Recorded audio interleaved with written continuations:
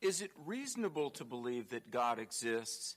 Is there any way in which our emotions and our experiences factor into whether or not we believe God exists or not?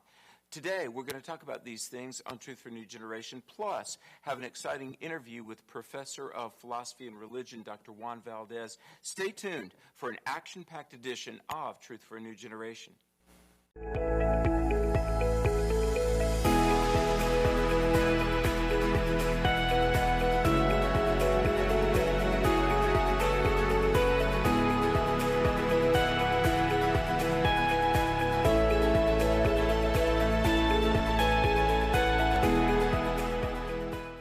Does God exist? And is it rational to believe that God exists? How can we have productive, respectful conversations with people about issues like this? Hi, Alex McFarland. Welcome to Truth for a New Generation.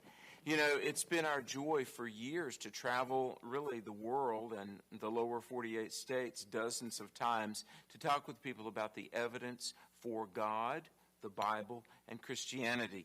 And sometimes these conversations can be volatile, and people can be very mercurial and talk about God, and then other times really push back. And I want to share an experience that I had in a conversation with a student in Canada. But let me lay out a proposition, an observation really. I believe that intellectual skepticism very often begins with emotional pain. Show me somebody that's really holding the idea of God at arm's length. Or maybe they're very vocal in their unbelief. Maybe they're an agnostic with doubts, or they're an atheist who just vehemently says, no, there is no God. I believe that emotional pain is the pathway to intellectual skepticism. Now, I was recently in Canada, and I'd spoken at a university, and we did Q&A, and I said this. I said, you know, emotional pain very often is the pathway to skepticism or outright unbelief. And a female college student came up, and she said, you know, I don't fit your profile. She said, I'm really an atheist. I don't necessarily believe in God, but I don't fit your profile. I've never had the trauma that you speak about. And I said, well, you know, tell me your journey. Was there ever a time when you did believe in God? And as we began to converse, we just had a really great conversation. I noticed a number of other students gathered around and were kind of listening, and the student and I both realized that, and that was okay because it was just kind of an open forum. We were talking. And the student shared that when she was a child, she said, I used to have walks out in the woods, and I would talk to God. I talked to God, but then she had gradually morphed into a position of unbelief. Now, before I finish that story, let me say I've had this experience with a lot of the atheists that I've interviewed.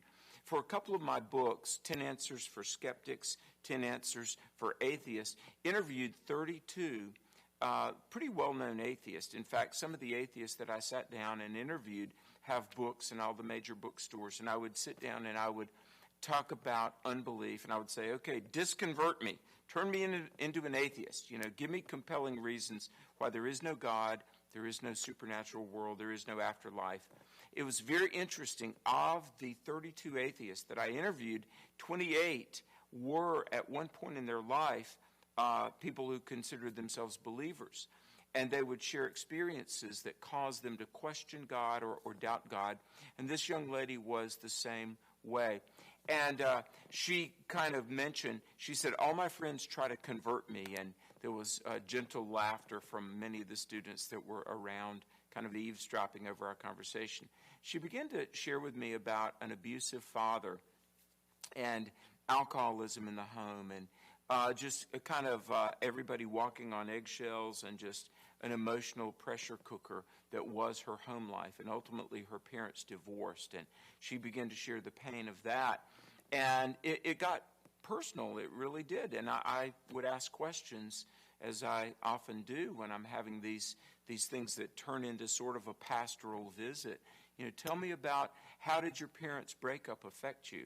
And how did the pain of divorce, you know, there in your pre-adolescent years and then teenage years, how did that touch you? And she shared, you know, feelings of, you know, fear and what's the future going to hold, alienation, not really being able to connect fully with either parent, and life became very compartmentalized.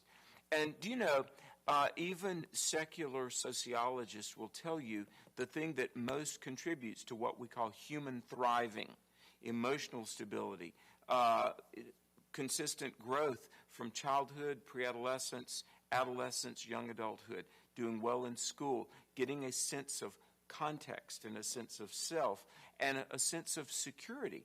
The nuclear family is the thing that contributes best to those. And when those things are compromised, look, here's the bottom line. When we have negative experiences with our earthly father, it can skew our perception of a heavenly father. Now, there were two great Christian leaders. They've been passed away for a few years, but Francis Schaeffer, brilliant philosopher and a Christian leader, his wife Edith Schaeffer, they said this years ago, that the home is the church in miniature. The family was designed to prepare our heart for God. Because in the family we have punishment, reward, we have grace, we have unconditional love. When those things are compromised, and my goodness, in the Western world over the last 45 years, the family at best in many quarters has been sort of neglected and in some quarters overtly dismissed. And so the young lady, we begin to share that maybe it was a painful upbringing that caused her to doubt God. Now, I did not lead her to Christ that day. I did not lead her all the way to pray the sinner's prayer and accept Jesus. But do you know that's okay? Because sometimes we sow a seed and the Holy Spirit waters that seed. Now, when we come back, we're going to talk with a colleague and friend that, in my opinion, is a brilliant thinker. His name is Dr. Juan Valdes. We've been friends for, 15 years. He's a professor. He's an author. He's a broadcaster, an international traveler, for one thing, and he's, in my opinion, an expert on the question of is it reasonable to believe in God. Stay tuned, because Truth for a New Generation is back after this. There is something welcoming about prepared places. At the Cove, we extend that welcome every single day. From the panoramic views, chef-crafted meals, and spacious meeting rooms, to our serene mountain lodging, stone fireplaces, and inviting rocking chairs. Our setting, carved into 1,200 wooded acres of the Blue Ridge Mountains, and our personalized service will ensure that your group's visit is both memorable and renewing. No wonder we find such great comfort when Jesus says his Father's house has many rooms that he is preparing for us.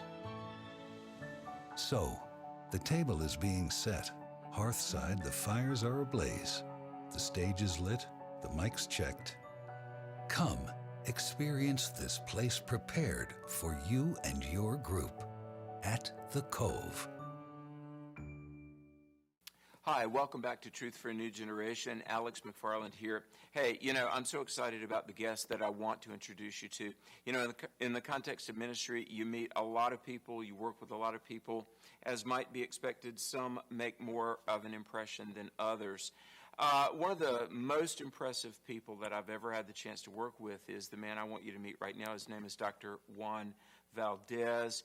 I could tell you so many things about his academic accomplishments and his teaching. I've got his book right here, How to Think, a Crash Course in Critical Thinking.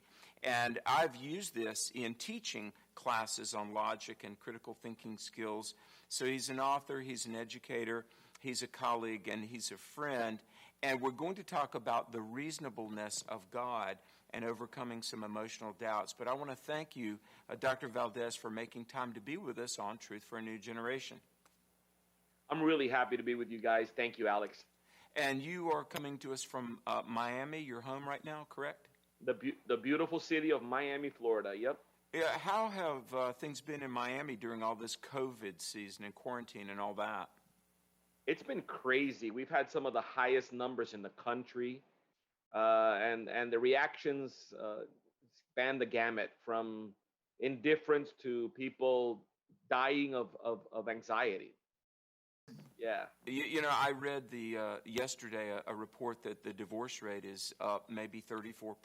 So, dealing with life in general takes some emotional and spiritual maturity, but in really crisis times like this, I mean, for people that don't have a foundation of God and stability in the storms of life, I mean, these are tough times, aren't they?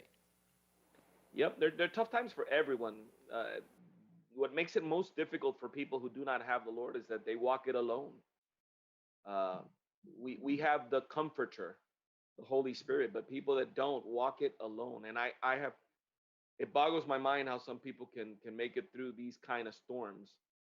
Uh, Obviously, the scars that are left because of it are emotionally are very hard to deal with. Well, let's talk about that.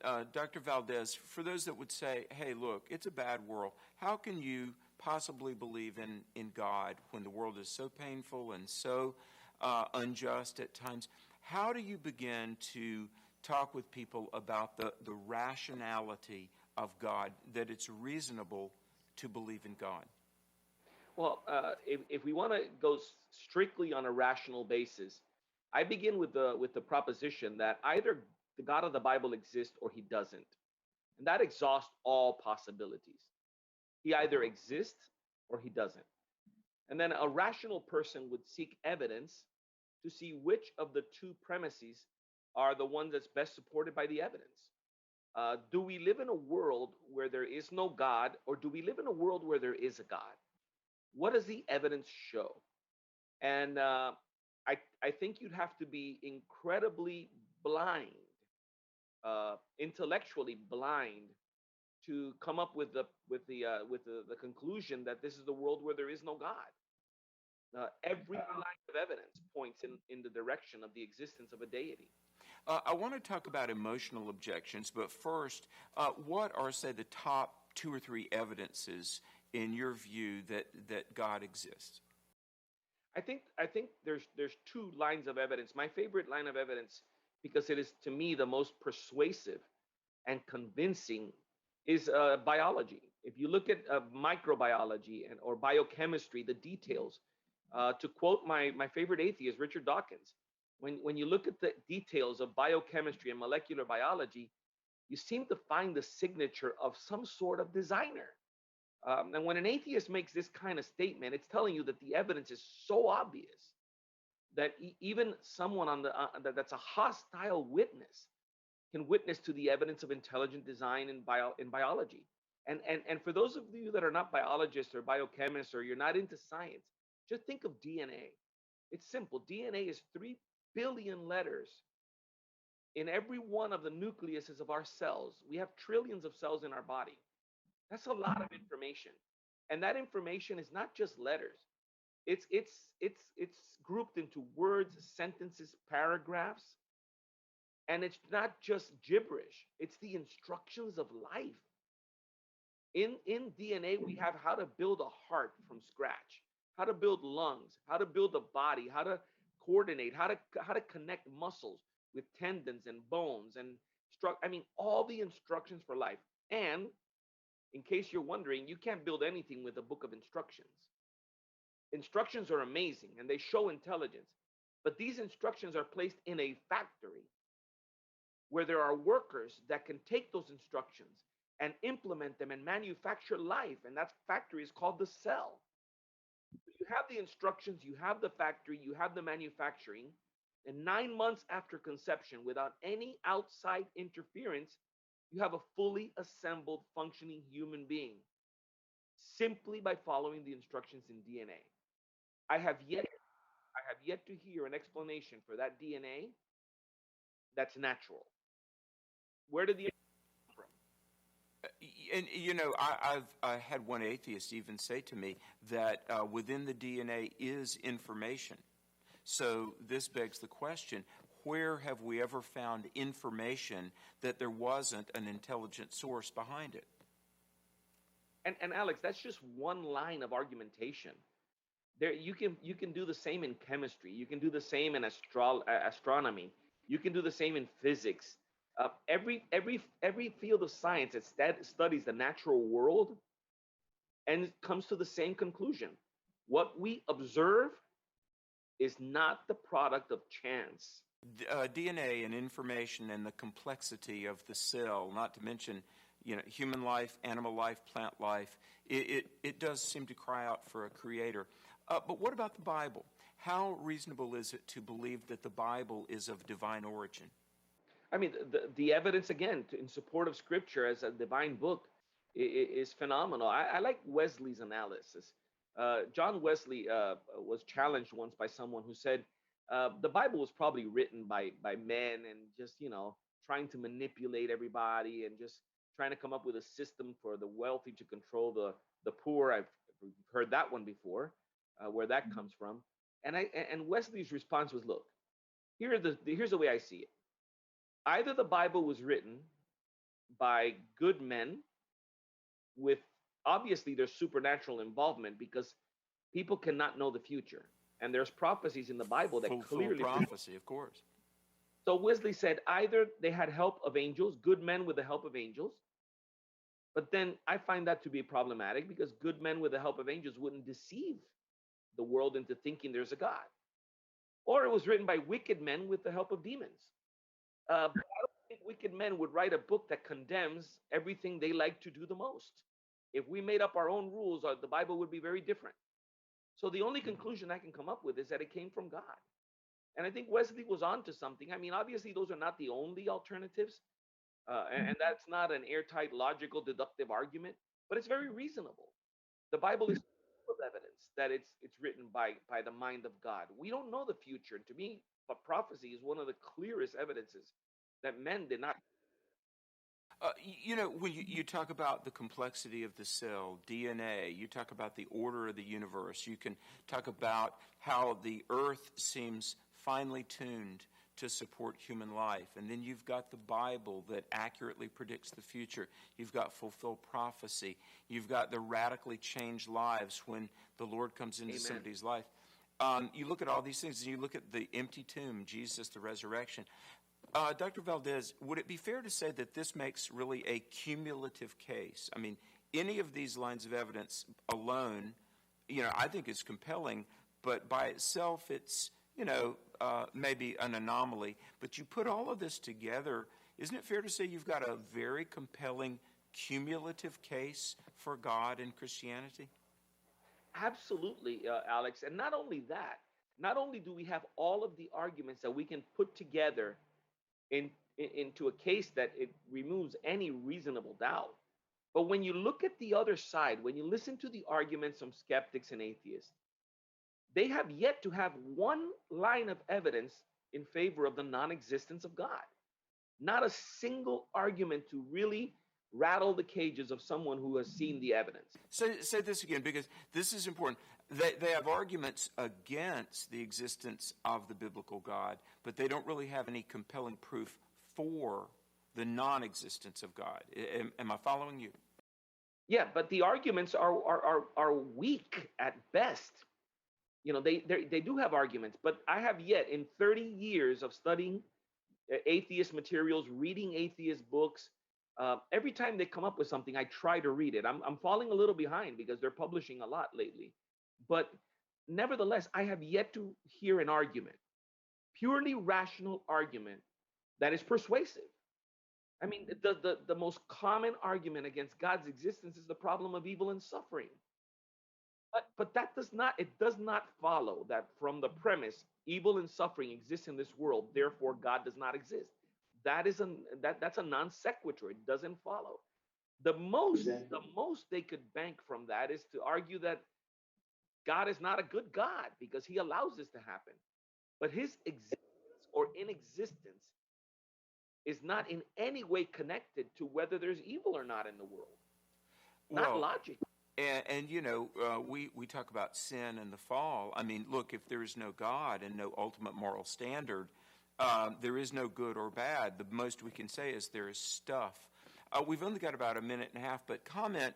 I was watching a debate online with Lawrence Krauss, an atheist, who says the universe could have created itself. And this person indignantly said, "You mean something comes from nothing?" He said, "Absolutely." Doesn't that require a lot of faith? I mean, atheists fault believers for having trust or faith. But my goodness, to believe that something came from nothing, chaos is the mother of order, doesn't that require huge amounts of faith? Absolutely, and they say it themselves. I have video clips from a documentary where Sir Peter Atkins, the chemist from Oxford, and Alexander Vilenkin from Tufts University, both atheists, both proponents of the idea that the universe comes from nothing, but they are on video saying, look, if you ask us for evidence, we cannot provide any evidence for this. That's their verbatim words. It's not mine. They know and they admit and they recognize that there's zero evidence. So who's believing things in blind faith? Wow. We have all of this evidence accumulated in favor of a theistic world in which there is a God.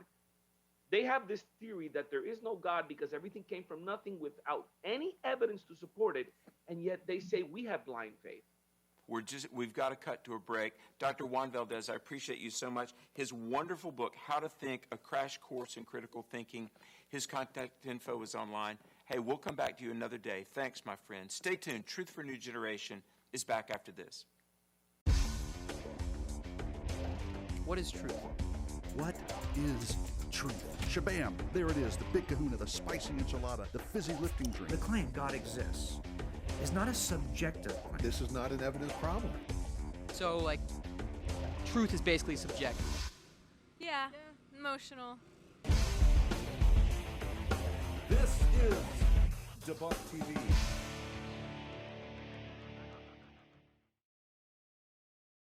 Welcome back to Truth for a New Generation. Thanks for watching our interview with Dr. Juan Valdes. And hey, let me kind of wrap this up by talking about two things. Well, for one, if you're not a believer, then I would say that compelling lines of evidence do point to the reality of God and Jesus Christ and the fact that you can know him. But let me speak a moment to Christians that care about the people around them, where they are spiritually. The young lady in Canada is so indicative of a lot of people I've talked about that have emotional issues. And the reality is, as much as we might pride ourselves on being cognitive and we're thinkers and we're too intelligent to believe in God like some emotionally weak person is, the fact is that we are much more emotive than cognitive. We feel much more than we think. And the key to helping people overcome barriers is that we have relationships where we can share truth. Now, let me give you 4 realities of ministry in the 21st century. Number one, people with spiritual doubts exist. And so many people all around us have doubts. And secondly, those with doubts increasingly defy categorization. I meet atheists who say they pray. I meet people that claim to be Christians, but also Wiccans. And number 3, this reality is that building authentic, reciprocal relationships is the key to sharing truth, because there's trust, honesty, respect, and we've got to build those relationships. And number 4, I would say people that have both social and apologetics savvy will be the most effective evangelizers and disciplers. To represent Christ, you've got to have people skills, and the Lord can help you grow in that way, but you've got to have some knowledge of apologetics and worldview. That's why Truth for New Generation is broadcasting and publishing to help you in that regard. So try to discern, do people have a question or an objection? So if somebody has a question, their need is for evidence and answers. But if they have an objection, their issue might be with authority. And people that have been hurt and wounded, they build barriers. They build barriers to each other. They build barriers to God. So one of the ways, as we represent Christ and as we witness, I think we have to have discernment and empathy. Discernment and empathy. We've got to understand really where they're coming from, but we've got to feel and understand their hurt, and gently, carefully, as God leads, minister at their point of need. What an exciting thing, isn't it? To know truth, to know Christ, and to be used by God to impart that truth to others. What a calling we have in this day and age. We live in an ever-changing culture that continues to fall away from its moral foundations. The AFA Journal provides a Christian perspective on current issues that are important to your family. Produced by the American Family Association, this monthly magazine is full of articles and stories about people who are making a difference in their community and around the world. Sign up today and receive a free 6-month subscription. Visit afajournal.org or call 1-800-326-4543. What is the connection between girls losing in sports to males claiming to be female? Planned Parenthood's abortion crusade, and the drive to open America's borders? These tragedies are the result of an ongoing radical war. The new book, Trojan Horses, Exposing the Secret Schemes of the Left, reveals the devious agenda behind the radical strategies that have exacted a huge toll on life and liberty. Discover how clever advocates for socialism, open borders, abortion, and gender confusion deceive and destroy in this richly documented and detailed exposé. Contact us today to receive your copy of Trojan Horses, an insight-packed guide to the schemes targeting your freedom and how to fight back.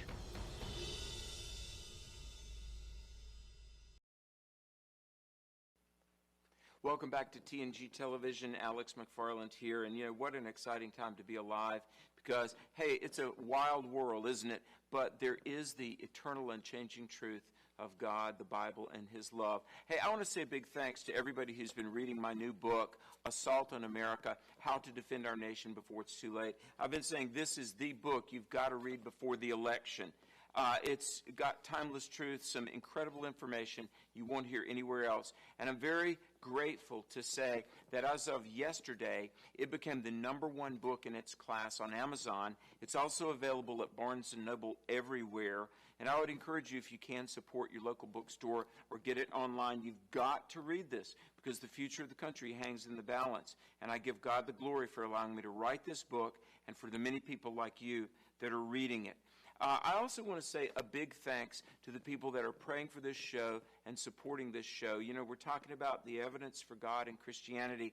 And while the message of the gospel is free, it does take resources to share that message. For those that support the show with a gift of at least $50, I'm going to send you our award-winning curriculum, the 21 toughest questions your kids will ask about God. There's a leader's guide, book, 7 hours of content for your gift of at least $50. If you support with at least $75, you get the 21 questions plus our apologetics t-shirt.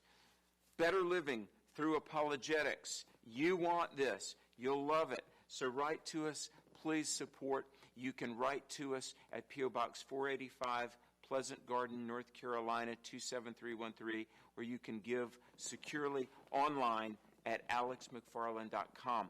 Please pray. Please consider a tax-deductible investment in the lives of people and all of the content that we produce for 7 days a week. Thanks for watching Truth for New Generation. God bless you. See you next time.